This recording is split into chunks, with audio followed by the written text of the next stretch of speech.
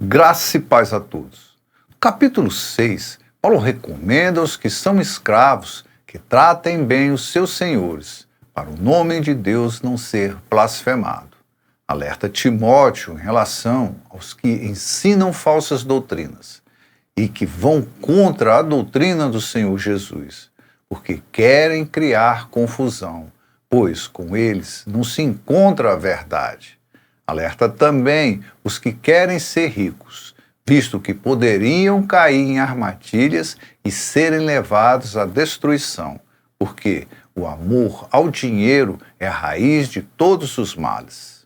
Todos os que estão sob o jugo da escravidão devem considerar seus senhores como dignos de todo o respeito, para que o nome de Deus e o nosso ensino não sejam blasfemados. Os que têm senhores crentes não devem ter por eles menos respeito pelo fato de ser irmãos. Pelo contrário, devem servi-los ainda melhor, porque os que se beneficiam dos seus serviços são fiéis e amados. Ensine e recomende essas coisas. O cristão tem que ser exemplo de boa conduta, para que os que são do mundo saibam que nosso Deus é bom. Os que se dizem cristãos e fazem as mesmas coisas dos que são do mundo, fazem os do mundo blasfemar contra Deus. Isso acontece porque não culpam somente a pessoa, culpam também o nosso Deus. Apesar de a escravidão ser injusta e cruel, Paulo aconselha que os escravos deveriam tratar bem os seus senhores, mostrando que um cristão deve sempre fazer o bem e nunca o mal.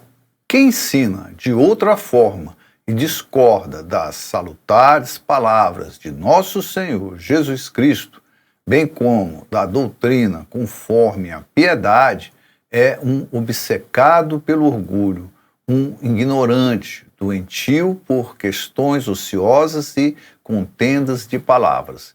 Daí se origina a inveja, a discórdia, os insultos, as suspeitas injustas, os vãos conflitos entre homens de coração corrompido e privados da verdade, que só veem na piedade uma fonte de lucro. Infelizmente, a doutrina da piedade, do amor ao próximo, da ajuda aos necessitados, não está sendo bem-vinda na maioria das instituições religiosas.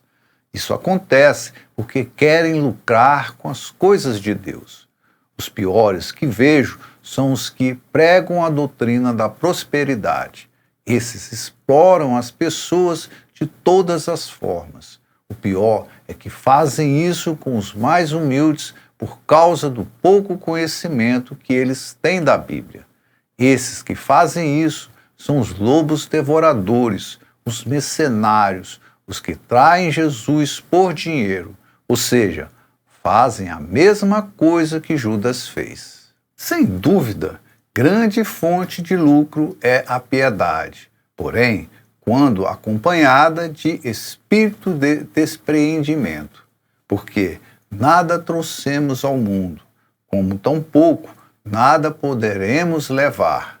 Tendo o alimento e vestuário, contentemo-nos com isto.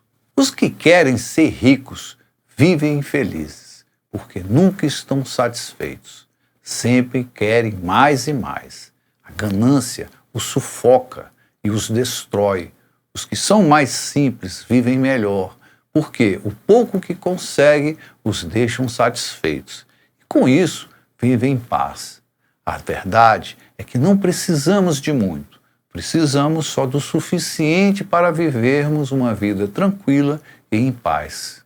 Aqueles que ambicionam tornar-se ricos caem nas armadilhas do demônio e em muitos desejos insensatos e nocivos que precipitam os homens no abismo da ruína e da perdição, porque a raiz de todos os males é o amor ao dinheiro.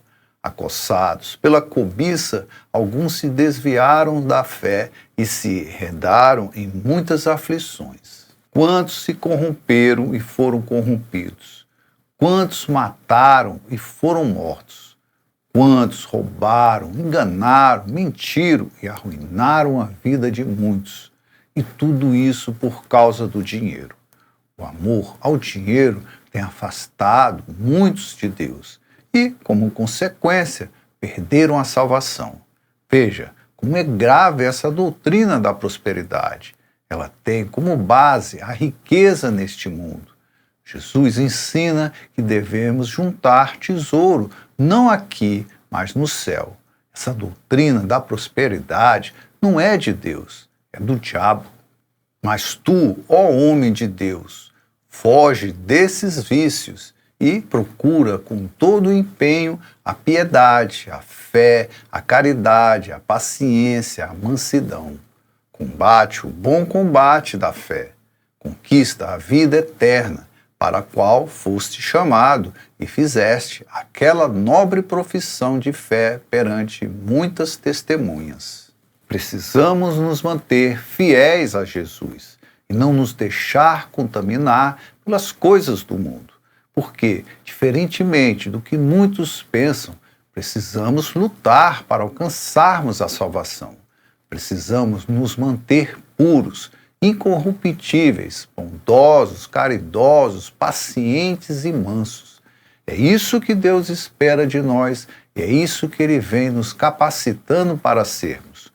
O que precisamos fazer é nos manter na fé e seguir a sã doutrina e não nos deixar enganar por doutrinas humanas. Em presença de Deus, que dá a vida a todas as coisas, e de Cristo Jesus, que ante Pôncio Pilatos abertamente testemunhou a verdade, recomendo-te que guardes o mandamento sem mácula, irrepreensível, até a aparição de nosso Senhor Jesus Cristo, a qual, a seu tempo, será realizada pelo bem-aventurado e único soberano, Rei dos reis e Senhor dos senhores, o único que possui a imortalidade e habita em luz inacessível, a quem nenhum homem viu nem pode ver. A ele honra e poder eterno. Amém. Jesus retornará restituído de toda a sua glória e poder. Ele retornará não mais como homem, mas como Deus, que sempre foi, e julgará e levará consigo os que permaneceram fiéis a ele, isto é, os que guardaram os seus mandamentos. Paulo ensinava não o que era dele, mas o que era de Deus. Deus tem nos dado todas as armas de que precisamos para vencer o maligno. A fé, a palavra de Deus, que é a Bíblia, a piedade, a caridade, a paciência e a mansidão. Esses são os frutos dos que realmente são de Deus. Exorta os ricos deste mundo, a quem não sejam orgulhosos, nem ponham sua esperança nas riquezas volúveis, mas em Deus, que nos dá abundantemente todas as coisas para delas fruirmos, que pratiquem o bem, se enriqueçam de boas obras, sejam generosos, comunicativos, ajunte um tesouro sólido e excelente para o seu futuro, a fim de conquistarem a verdadeira vida. Ó Timóteo, guarda o bem que te foi confiado. Evita as conversas frívolas e mundanas, assim como as contradições de pretensa ciência. Alguns, por segui-las, se transviaram da fé. A graça esteja convosco. A riqueza é incompatível com o reino de Deus.